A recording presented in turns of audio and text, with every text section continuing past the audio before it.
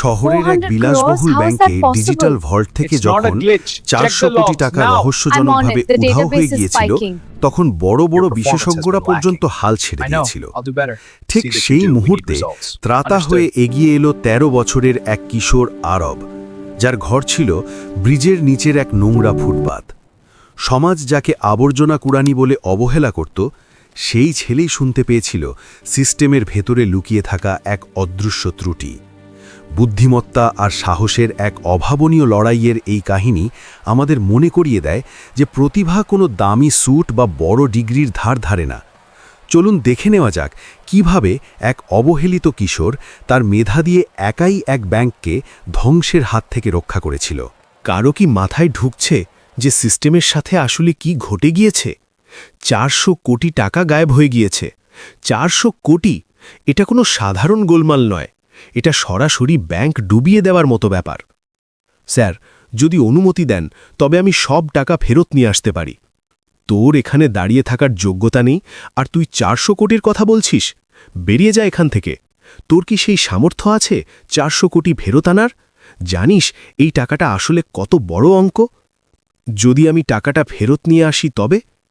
তুই যদি সত্যিই 400 কোটি টাকা ফিরিয়ে দিতে পারিস তবে আমি তোকে 1 কোটি টাকা ইনাম দেব। সকালবেলা নদীর তীরে তৈরি পুরনো বাসস্ট্যান্ডে ব্যস্ততা শুরু হয়ে গিয়েছিল।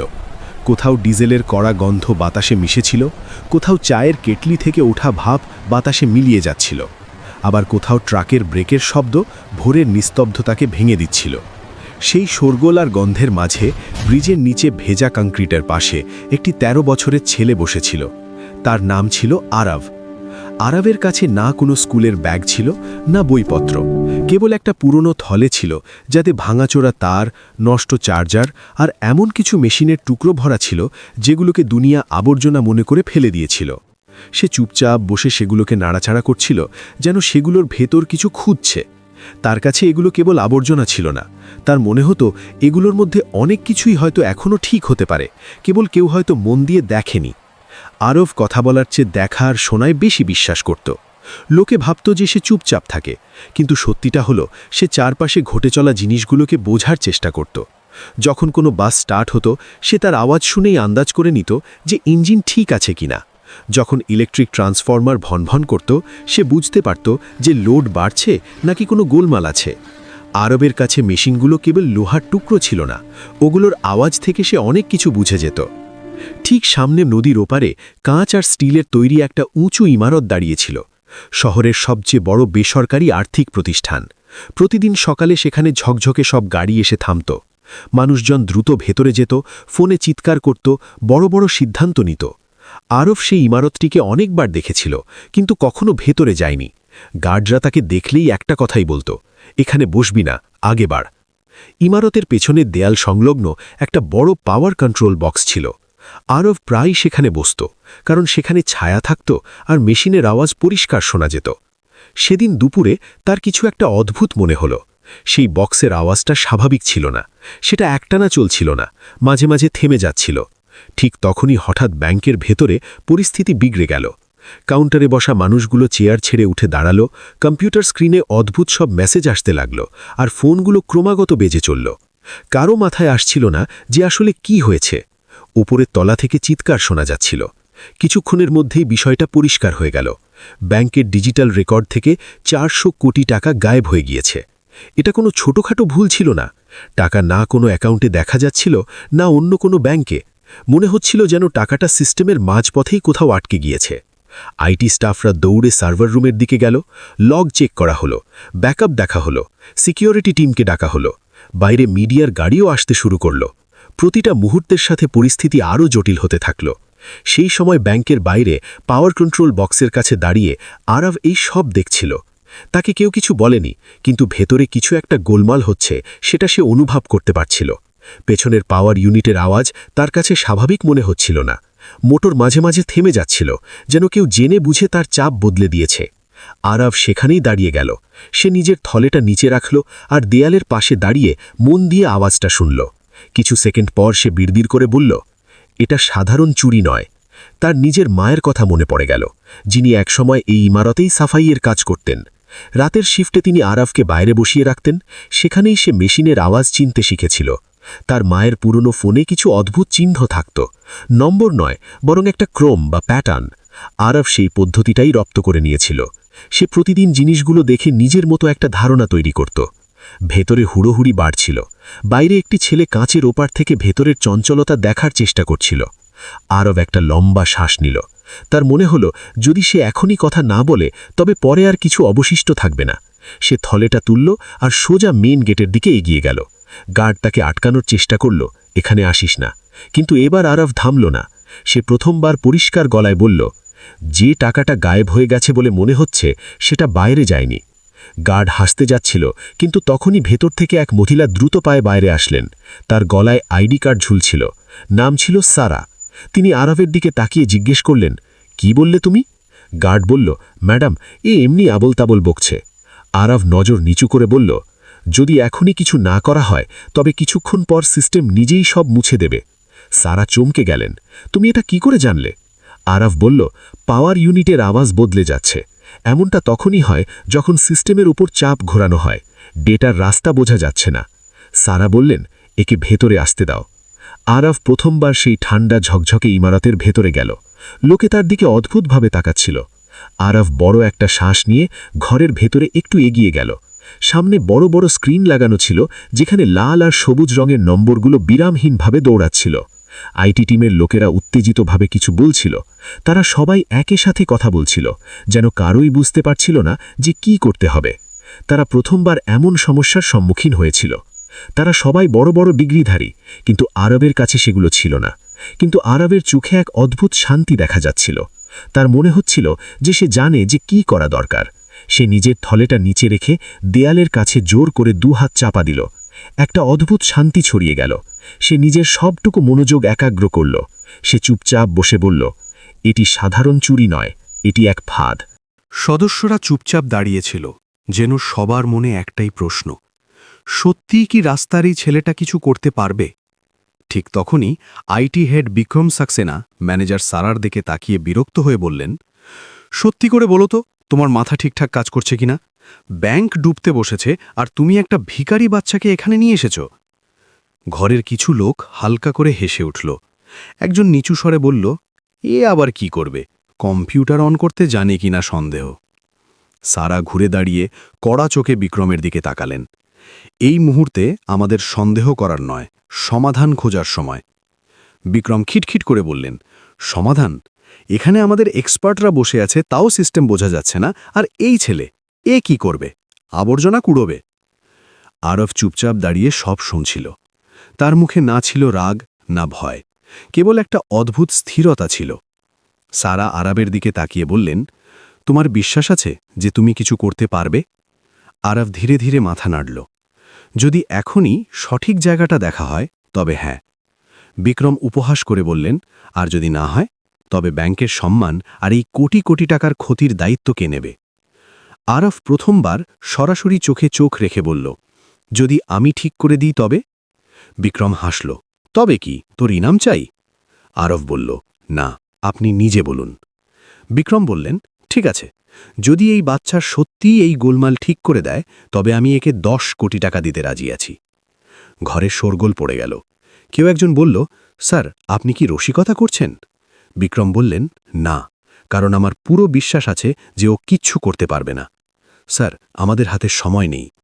আরব স্ক্রিনের দিকে তাকিয়ে বলল, আপনারা ফলাফল দেখছেন, কারণ দেখছেন না। ঘরের মধ্যে নিস্তব্ধতা নেমে এলো।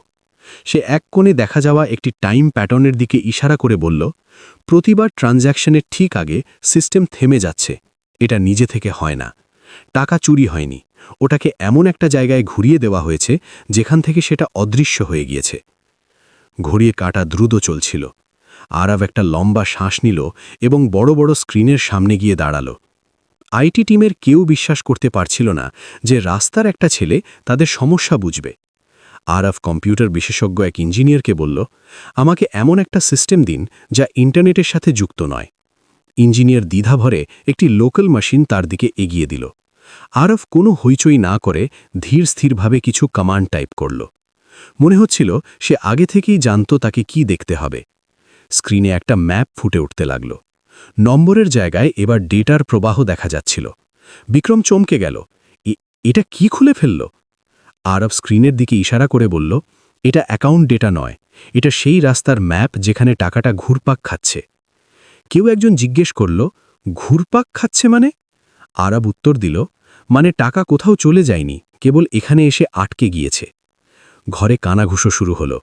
বিক্রম এগিয়ে এসে স্ক্রিনটা দেখল। এটা তো আমাদের সিস্টেমের অংশই নয়। আরব বলল, কারণ এই জায়গাটা সিস্টেম নিজে তৈরি করেছে। সারার গলা কিছুটা কেঁপে উঠল। যদি এটা না মেটে কবে? আরব বলল, তবে সিস্টেম নিজেই এই রাস্তা মুছে ফেলবে আর টাকাটা আর কারও থাকবে না। সারা জিজ্ঞেস করলেন, এটা আটকাতে কত সময় লাগবে? ঘরে কেউ কথা বলছিল না। যখন শেষ অঙ্কটাও সঠিক জায়গায় ফিরে এলো, বিক্রম ধপ করে চেয়ারে বসে পড়ল। এটা তুমি কি করে করলে? আরব বলল, আমি নতুন কিছু করিনি, কেবল যা জট পাকিয়েছিল তাকে সোজা করে দিয়েছি। বিক্রম বলল, তুমি ইনামের ব্যাপারে 10 কোটির চেক পরে দেখে নিও। আরব বলল, 10 কোটি পরে দেখা যাবে, শুধু পরের বার কাউকে তার অবস্থা দেখে বিচার করবেন না। ঘরে কিছুক্ষণ কেউ কথা বলল না। স্ক্রিনে সব নম্বর স্থির হয়ে গিয়েছিল। সিস্টেম স্বাভাবিক দেখাচ্ছিল, কিন্তু মানুষগুলোর মুখ তখনও জমেছিল।